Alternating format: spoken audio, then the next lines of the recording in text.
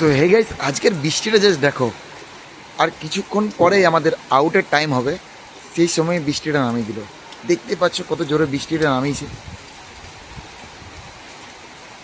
মানে সকাল থেকে ওয়েদারটা ঠিকঠাক ছিল, এখন আমাদের বেরোবার সময় এখনই বৃষ্টিটা নামিয়ে দিল।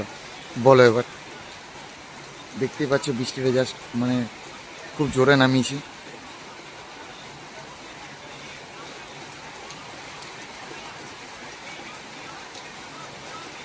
বন্ধুরা, তোমাদের বেরোনোর সময় মানে ডিউটি থেকে আউট করার সময় যদি বৃষ্টি নামায়, সেই সময়টা কেমন লাগে কমেন্ট করে নিশ্চয়ই জানিও।